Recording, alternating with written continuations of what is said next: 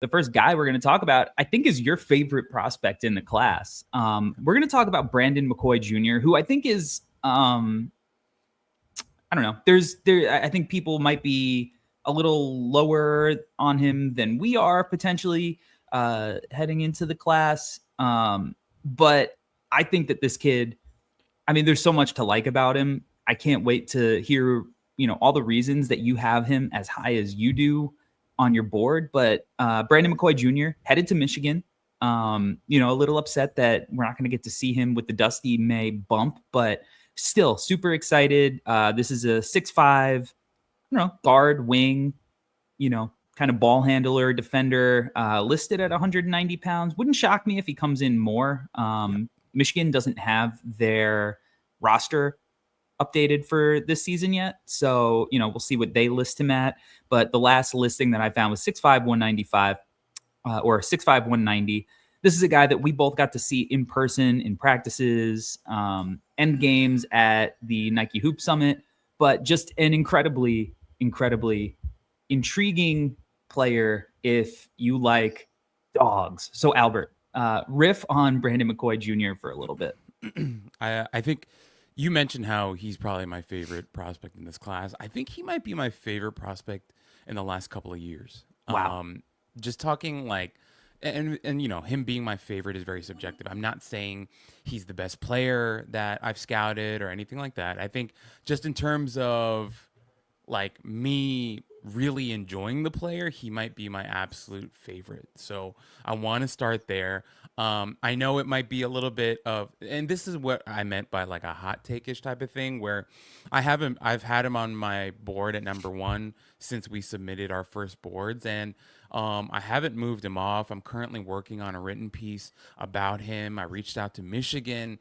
They're about to go on a trip to Europe, so they were like, hey, why don't we circle back on this, later on once we're back, blah, blah, blah. So I'm excited for this journey that I'm about to embark upon in just, falling more and more in love with Brandon McCoy's game. And I think my thing with him, the first thing that I have in my notes is that I tried to watch everything I could in terms of Brandon McCoy, FIBA, high school, whatever. I really tried to find everything I could get my hands on. The first thing and the most prominent thing that jumps off the screen for me, and this is something that I believe we saw in person as well, the self-belief and confidence. It just emanates from him at all times. This is a man who believes that on any court that he steps on, that he absolutely belongs. And not only does he belong, but he is ready and capable and willing to impact the game and, more importantly, influence winning. That is his main priority, the number one thing that he cares about. And I think there's the thing that I love so much about watching his film is, and this might just be what I saw, but it felt like there's absolutely no hesitation or doubt in his game at all. It feels like he always has a clear path of how he's going to attack, whether it's on the offensive end of the floor or the defensive end of the floor, where he's so sure of himself and all he really cares about is impacting the game, is what I really, really love. One of the things that I'm really excited to talk about with you is, I think where I ended up with him offensively is, I think his ability on this end of the floor is being slept on a little bit. I think, of course, his marquee skill and what everyone's going to love talking about with him is the stuff that he brings on the defensive end. But I think there's a lot with him offensively that is, I wouldn't say untapped, but I think it's something that he's developing and that we want to continue to see more of. And for me, obviously, it starts with his ability to get downhill. And when he's Yeah. getting downhill, some of the destructive stuff that he can do, whether it's being slippery, whether it's being explosive, whether it's being savvy, some of the stuff that he can do around the rim, whether it's as an offensive rebounder, as a cutter.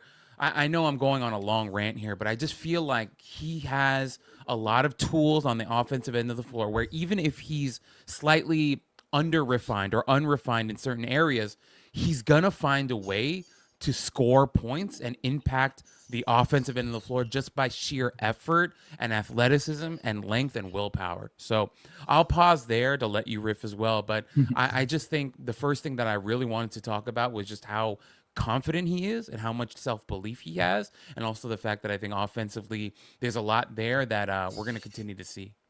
Yeah, he carries himself on the floor like who's gonna stop me, or like who can try to come at me. Yeah. He's that self belief is certainly evident. I mean, clearly, we'll get into the specifics of his jumper, but I don't know. He's so athletic, man, and like there's like a calmness to for as like hard as he plays.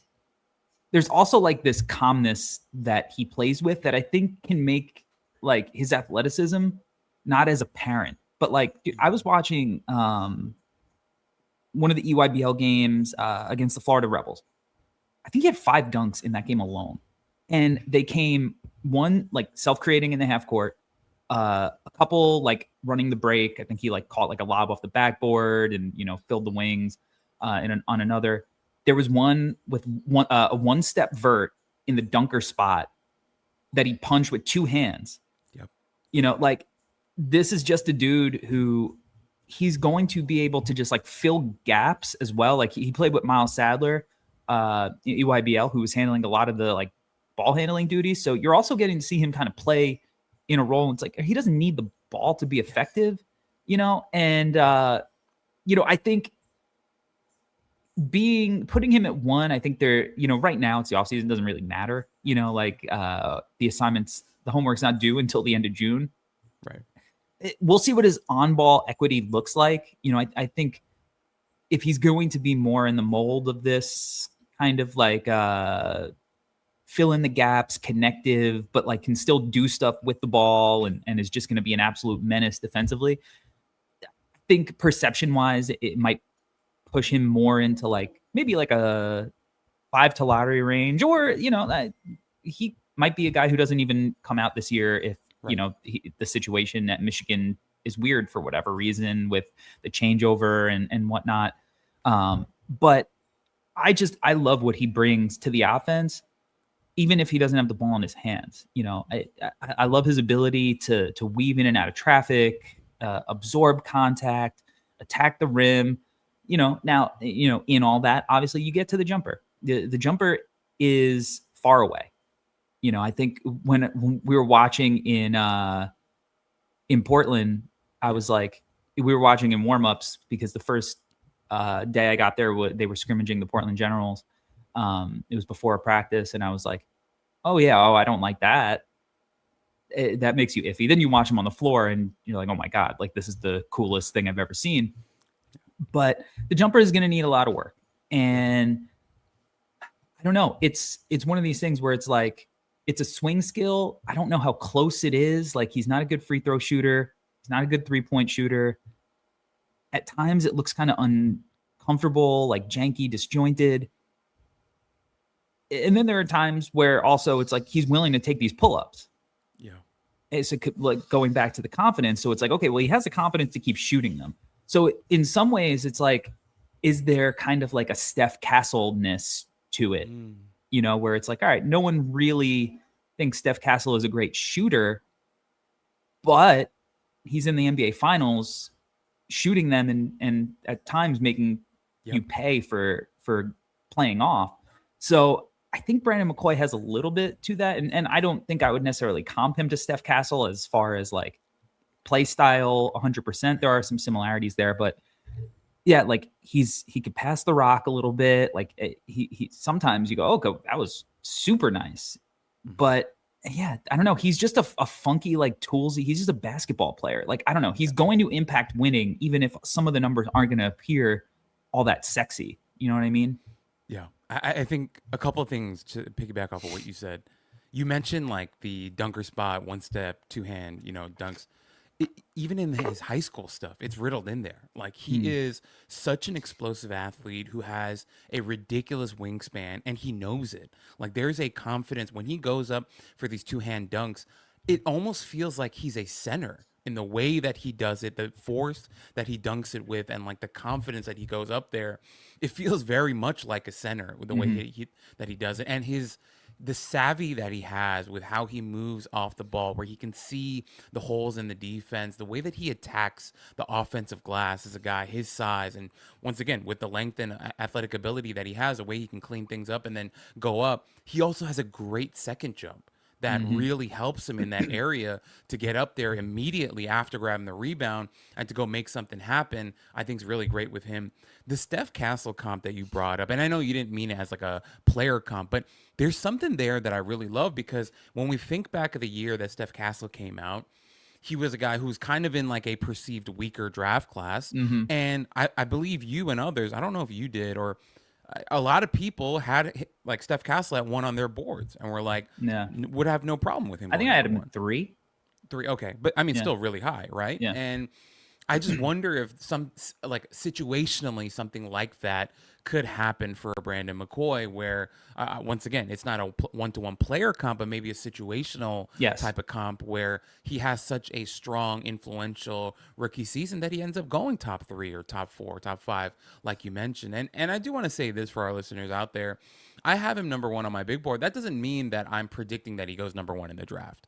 I just think for me right now, he is my favorite player. And I think, to your point, he's not the type of guy that I would usually love per se, just because I like these like really good shooting. Smooth 6'7", Yeah. 6'8" shooting guys. Yeah. Right, right. Which is why like my love for Brandon McCoy even surprises me at times. But like I'm watching his film, and your last point I think is such an important one, because I think that's kind of the crux to why I love him so much, is that he genuinely feels like a throwback basketball player.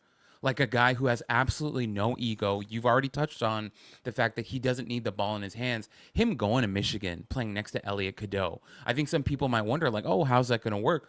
I think it's going to work seamlessly. I think he's going to have no problem playing next to Cadeau and letting Cadeau create stuff, and then he'll play off of that, and then maybe in the second unit kind of being more of an initiator with the ball in his hands. I think it's going to be amazing. And to your point about him playing with Sadler, like we saw a lot of glimpses of that and his ability to play off ball and to always find ways to impact the game. And I think this is kind of like a really good opportunity for us to transition to the fact that he's just going to be so influential defensively. He's insane. Like it's insane. Like you watch the film, the ground that he covers, the type of stuff that he can do in the passing lanes.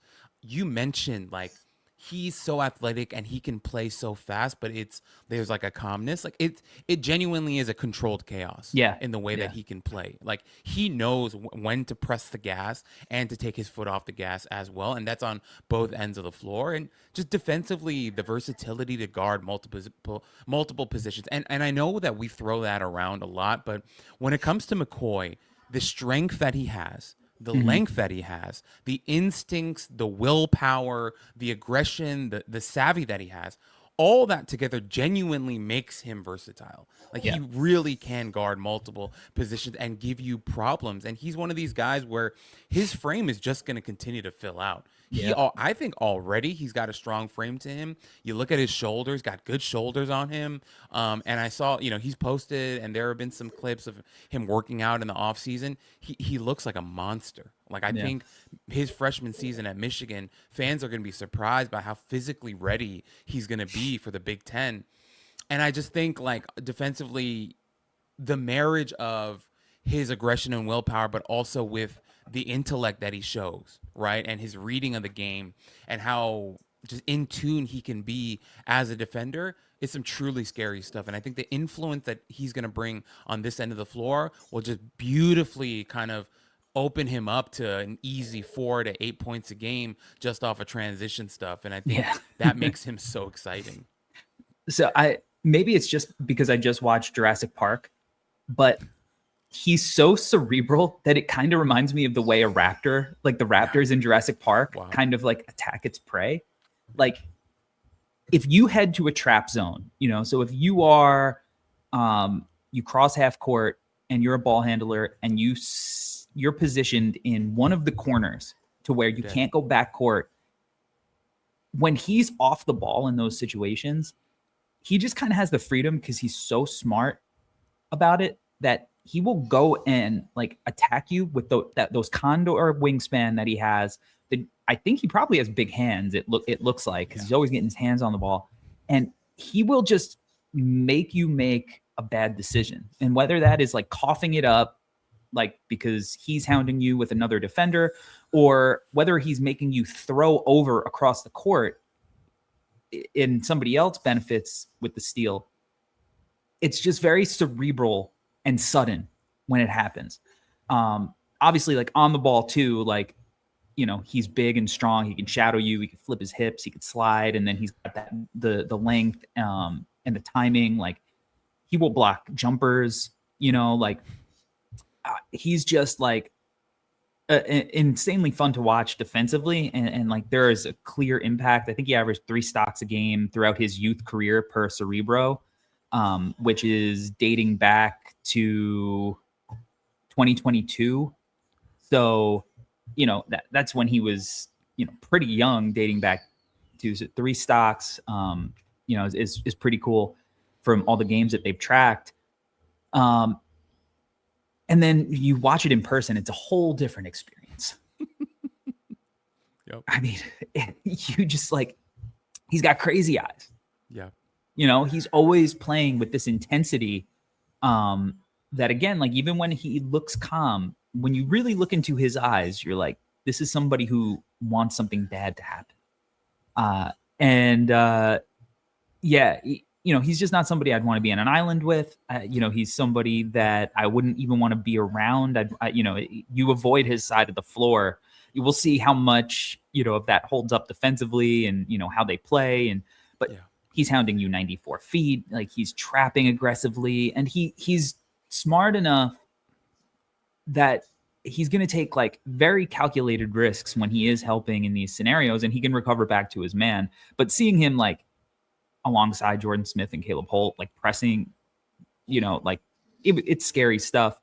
And, I think like Elliot Cadeau, really quick, kind of strong, he can mimic a lot of the stuff that like Miles Sadler did, that they were doing defensively, where they can kind of, he could stay in front and then Brandon McCoy can come over and just be a monster. And Trey McKinney too. So like that backcourt is going to be fun. And I think he could play the 3. Yep. Like he could swing up and down those lineups. You mentioned too, like, oh, he's, he could, because of his strength, he can guard all these positions.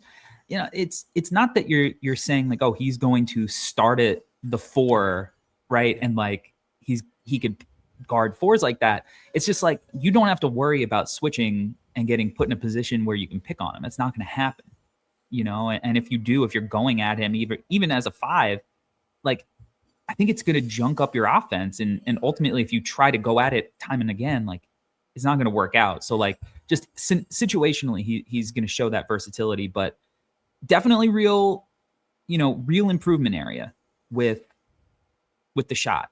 But he's young enough that, and I think like hard enough of a worker that like, he just got to get it to the Steph Castle level, do you have any comps for him? We've been mentioning Steph Castle because I'm pretty proud of some of the comps that I thought up for him. I'm sorry. So I'm going to be really quick with this, really quick, because this is my comp. For most people our age, Corey, 30 plus, whatever, if you're scouring the internet late at night, one of the things that'll come up from, I think, our age range are like, little shorts and clips of Luke Nichols of the Outdoor Boys YouTube channel. I feel like it shows up a lot. You might have to expand on that in garbage time. I have no idea what this is. Okay, so my bad. I assumed. But to be fair, you mentioned 30s, and in a couple of days, I'm turning 40. So maybe I've aged out. Early birthday, everyone in the chat! Shout out, happy birthday to Corey. So anyway, Luke Nichols of the Outdoor Boys YouTube channel, he's now a retired YouTuber, but he used to document all of his different journeys in Alaska and like his family, traveling abroad. So you do this vlog style YouTube channel. I was watching a video recently where, and this was from 2 years ago, where he was just traveling Alaska on his own, and he started talking about, he saw from a distance 2 wolves on top of this mountain. And he started talking about wolves and how they hunt their prey. And he was talking about how the secret juice and why wolves are so good at hunting is they have this patience and endurance to kind of wear out their prey. Well, they'll keep the safe distance where their prey knows that they're around, but they're just going to keep stalking them and then running and then waiting, keeping the safe distance until they tire out. And then once the time is ready, they're just going to come and pounce. That's my comp for Brandon McCoy. Brandon Mm. McCoy knows how to hunt his prey. He will wear you out with his length and his mobility and his strength and intellect and patience. He will wear you out. And once you're weak and when you're down and he smells blood in that water, he will pounce and you're dead. Is essentially how Brandon McCoy functions as a defender. So that's my weird comp, my Luke Nichols Outdoor Boys YouTube channel comp. But I love that aspect of his game where he has that incredible endurance and patience where he's like, I'm here he's Steve Rogers, Captain America. I can do this all day, but also he has the super soldier serum in him already where he's such a powerful defender that when the time comes, he's going to absolutely destroy you. So that's my weird comp.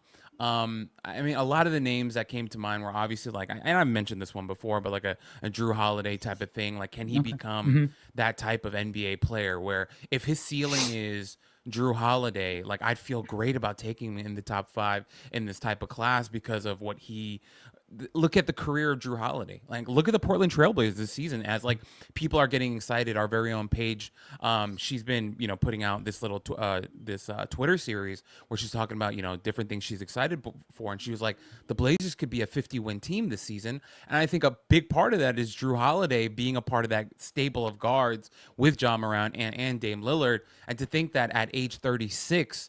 Drew Holiday is still considered like that speaks to the type of career that he's had. So maybe that's a comp for me with Brandon McCoy. Yeah, I mean, I love that one. I have some similar ones. Yeah. What's fun about McCoy is there is a range of outcomes for him. Like where some of my comps are like guards and some of them are wings. Mm. If I was Brandon McCoy, I'd be firing up Synergy as soon as that account hits, and he gets his login for Synergy. I would be watching OG Anunoby tape all day. Yep. Like if he can be like guard OG Anunoby, like, and I could see that kind of path for him.